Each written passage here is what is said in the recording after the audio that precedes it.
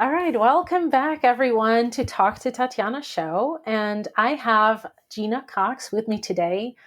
Gena is a coach, an industrial coach, an inclusion coach. And Gena, welcome to the show. I'm so glad to have you here. Tatiana, I'm so excited to be here with you. I have been watching your journey, and it's fun, that we're going to have this conversation. Amazing. And I'm looking forward to learning more about you and what you do and your journey. So, why don't you tell me and listeners and viewers how you started your businesses, what your journey was like? hmm Well, I think the first thing that you need to know about me is that I'm a mother, and I got divorced when my daughter was one. And that really has been the driving force that has guided every career and business decision that I have made since she was born. So the first time that I was an entrepreneur was when she was very young. She was about 5 years old, and I realized that as a single parent, I was really going to have a lot of trouble balancing the obligations of a job, single parenting, wanting to be there for all of her various activities, and really feel like I was, doing well in all of those things. So my first foray into entrepreneurship, which I actually did for 10 years, as she was then growing up and getting ready for college, was primarily driven by this desire to be the best mom that I could be, and really wanting, not to have any regret about parenting in that phase of my life. As she got older and went off to college, I went back to being an employee, and I did that for another 15 years or what have you, before I then decided again that I would once more step out and be on my own. The difference was that the second time, I knew I would never be going back to being an employee. So that was different. Another difference was that this time around, I was really doing it for me because I had ideas, and things that I wanted to share with the world to help others be better, that only I felt I could provide. And so this time around, I'm doing it because of my passion for this work. And that's going to make a huge difference in terms of the impact that I will have just because of that real passion. Awesome. And I am always excited to have guests who really love what they do. I share the same, I guess, passion for my own business, for taxes, for accounting, for numbers, and small business owners who really want to make a difference in the world. So I'm always really happy to have someone like you on the show to share your passion for what you do. I think that passion is important, and I think that when people start businesses with passion, those businesses are the ones that change the world. Even if it's a smaller world, like your state or your town or your family, Mhm. it's still world changing when we have passion for what we do. So when you started both well, I guess businesses both times, were there anything that surprised you in a good or a bad way, and something that really you didn't expect? Mhm. The first time around, because the reasons that I already mentioned that were driving that sort of this parenting thing. Um, uh, One of the things I did before I even left and stepped out on my own was I started to prepare. I joined the local chamber of commerce. And I did that so that I could meet other entrepreneurs and see what it felt like really on a day-to-day basis to be an entrepreneur. I also did that because I knew that the local chamber would have resources, and because I wouldn't have a lot of money to spend on this, I wanted to just do it in a way where it wouldn't break my budget. So I felt like I stepped out with some degree of preparation for what was ahead of me.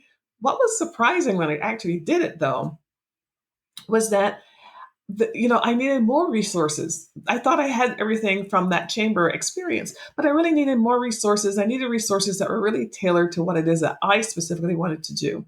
And I wish I had, and I couldn't afford to have a lawyer for this and an accountant for that and a therapist for the bad days and all the things that a small business owner needs to get started, which is actually one of the reasons why I think your book is so great, because I wish I had had a single resource like that.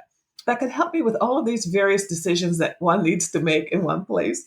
So anyway, so the surprise the first time around was that, there was a lot of work that I needed to do to set the business up that I kind of underestimated. This time around, I'm not as concerned about those things because it is possible to find resources. And by the way, your book is coming out, so if I worst case scenario, I will wait till I get your book. But in all seriousness, this time around, because I'm doing it because of this passion, what is kind of surprising is that I feel the concern that everybody probably feels when they worry, am I going to be able to make a living? We all share that concern. But what I'm surprised by is how my passion just kind of like pushes that aside. I'm not as fearful about the things that could go wrong, even though I'm realistic. I think it is just knowing that I feel like I'm doing something that I was put on the planet to do, sincerely and purposefully. That is very different, and it's humbling and it's exciting, and I wouldn't trade it. That's so amazing. I love that. I can feel your passion across the internet, across the state lines. And it's so important to have passion for what you do. It's so important to enjoy what you do. So thank you for sharing that and allowing me and hopefully viewers and listeners feel that passion. So what do you do now? Kind of who you work with, and what is the transformation that your clients experience? Yeah. So, by training, I'm an industrial psychologist. And all that means is that I have, for many, many years, studied human behavior at work. And my particular focus has really been on helping leaders create work environments that where people are healthy and happy and they want to come to work, they like their coworkers, they want to be there, and they do a good job. So I try to help leaders develop those kinds of environments, and that's not changing in my new business. But what I am doing that's a little bit different is that I am now ramping up the focus on inclusion, and inclusion is exactly what it sounds like. It's just helping leaders make sure that these cultures that they build are such that everybody in the organization could feel like they're included. And this is particularly important to me. All my life, I have just been someone who's very interested in making sure that everybody feels comfortable. So I know you would look at me and you might assume that I'm interested in this from the point of view of race and gender. Those things are true, but I'm also interested in it from the perspective of people who have disabilities. I'm interested in it particularly with the perspective of the LGBTQ population, just making sure that anybody, whoever shows up to do a job, can do it well. So inclusion is for everyone. And so what I'm doing nowadays, what I'm really focused on is helping leaders understand how can you just build an environment that everyone can thrive in and everybody can feel those really good feelings that I talked about before. I love that. And I think that we've talked a little bit before that we started recording about the fact that it's often the case that companies want to do something. They know they want to do something, but they just don't know what to do and how to do it. Mm-hmm. That's right. What's your experience with that? Yeah, that's absolutely true. In fact, the reason I'm doing this is because, especially after the summer of 2020, leaders in my client companies were saying to me that they were a little bit frustrated. And what they were frustrated about was that they wanted to make sure that, in fact, within their organizations, that everything was like I described it, inclusive. Everybody could just be themselves and show up and feel like they would have a place, but they weren't quite sure how to go about it. So they were frustrated about not knowing what to do. So I see that all the time. And, I try to demystify that for leaders. I try to say, like, don't worry to try to think about, do you have to have a diversity and inclusion program, which I know is what other people will tell them to do. I actually don't. I think the most important thing is for leaders to just say, you know what? Let's figure out where we stand. This is what we want. And what this really boils down to is that we want to make sure that every manager in this company behaves in a way when they're managing a group of people where everybody can feel the way I described. So sometimes the work that I'm doing is helping develop a strategy for that leadership team. Sometimes it's working directly with managers from a coaching perspective to teach them some new behaviors and some new ways that really benefit everybody in their team. And sometimes I'm working directly with a team of employees doing, focus groups and that sort of thing. But it's all in service of just creating these great work environments. Terrific. I love that. And I know we also talked a little bit about, I just want to take you kind of to take you aside a little bit and just talk a little bit about your background. I know that you are from Barbados, right? We talked about this a little prior to recording. So could you share your experience, your kind of how your early story and how you kind of feel about that home, that first home of yours, and what that experience was like? Well, I have to tell you, growing up on a small island is pretty fantastic. It was pretty blissful, if I might say so. I had a wonderful, upbringing, and it was great. And I still go there. I still have that feeling of feeling welcome. It's kind of like being in a small town, being from a small town in the United States, and with your little main street, and everybody knows everybody, and they know your grandmother, and they know all that, and they will know more than you want them to know. Um, it probably is just like that, right? Um, I think, though, that experience really has shaped even this conversation that we're having today, because I grew up in an environment where I always felt very included. Coming to the United States, I have to say, was a bit of a transition, because I had to learn sort of a whole new culture when I came to the United States. And I realized that, there's so many different groups in this huge country. This is the reason why, you can't just say, okay, well, everybody's having the same experience. So in a way, coming to the United States kind of sharpened my focus on the issues that I work on.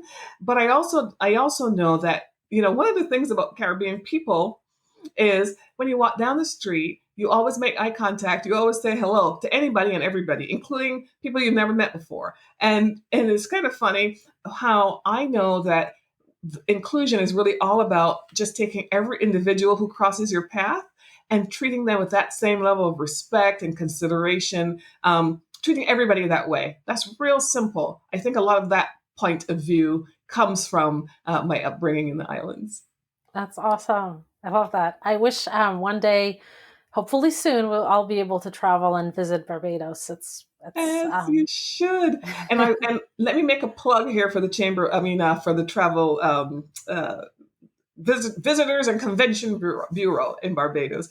That Barbados is one of those countries that has had a COVID pandemic passport, where you can just pick up and take your whole family down there, and they would provide for the transition, from quarantining and different things. And you can work from Barbados, and then whenever you're ready, you can come back to the United States. So that's a plug for Barbados. I That's don't get I've paid for heard. I think I've heard that actually. it. Yeah, I've heard that, and I think I know someone who moved there actually yeah. from the United States for a Right. year. Yeah, which is awesome. It does work, So again, I don't get paid for promoting Barbados. I just love it that much. That's awesome. And coming back, Brooke, and I want to bring you back to what you do now. Yes. I'm curious to know, and I think that people listening and or watching would be curious to know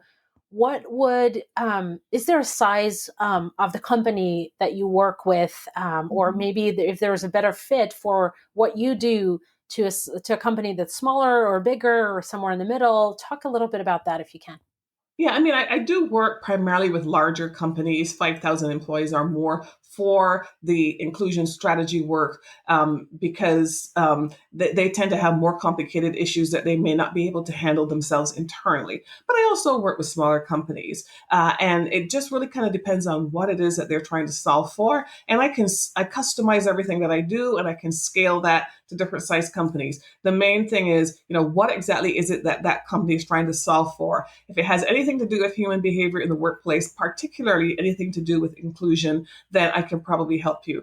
The other thing is, I do work directly with leaders as well in the coaching work. So sometimes a company will want to hire me to work directly with a particular leader who wants to do some particular thing for his or her team, where he or she feels like, I feel like I could be more effective, or like there's something that I could tweak a little bit to be more effective. So that coaching work is something that I can do for a leader in any organization. Typically, when I do that work, it's paid for by the company, by that person's employer, and so I can work with a leader in any organization. Amazing. And I know that you have a book in the works, coming out spring of 2022. So talk a little bit about who the book is for and what's again, the transformation that it provides to the reader. hmm So the book is not surprising about inclusion. And about this frustration that my clients often tell me that they experience, where they want to make sure that they have work environments where everybody can thrive and feel like they can be their best, but they're not sure if they do, because they haven't really given this particular issue much thought, or I should say they've given it more thought than ever since George Floyd was killed in the summer of 2020. Now they're asking themselves, okay, is everything okay in my company? And they're not quite sure what to do. So my book is intended to help leaders who might have that anxiety and frustration about what should they do, to provide them with some tools so that they really know what to do, and can have some confidence in doing that, because they will have I will take them on a journey where they understand not only what should be done or what could be done, but how they as an individual can play a very important role and feel good about themselves at the end of it. I love that. And I can't wait for your book. So keep on writing it. Thank you. It's For it's an sure. exciting, but it's a very involved process. So um, it's you have to be patient, but at the same time, when the book finally arrives, that's the moment that you feel like, like this is a life changing book. And I think that your book will be a life changing book for leaders who want to be inclusive in their businesses. And I think that most business owners are those leaders, most business owners who really who really consider themselves leaders as opposed to just bosses, Yes. really want to be inclusive. They just don't know often how to even approach the subject. Yes. So I think that your book is very important. So Gena, where can people connect with you and find you? And do you have any resources for the audience that we can share? Yeah, you can find me at my website. It's feelshuman.com, because that's not surprising. My work is all about building more humane organizations. So feelshuman.com. On my website, if you are interested, on the services tab, you can have access to a document that I've created to help you think a little bit about where you as a leader of an organization are on your inclusion journey. So it gives you some sense of, do I need to do more? Am I doing just right? And that's something that you can download from that site. And on the website as well, there's also a contact me page where you can reach out to me, and I would be happy to have a conversation with you, to learn more about where you think I can help you, and let you know if I can. So I would love to hear from every one of your listeners if I can help. Awesome. Thanks so much for sharing. And those of you who are listening or watching, you will find the links in the show notes or below the video if you're on YouTube. And I hope that you reach out to Gena and get a conversation started. I'm really excited. And Gena, thanks so much for agreeing to be a guest on my show. I love having people like you who are passionate about what they do. And I really enjoyed our conversation, and I hope we can do it again sometime. Absolutely. And Tatiana, thank you so much for having me. It's been a great pleasure. Thank you.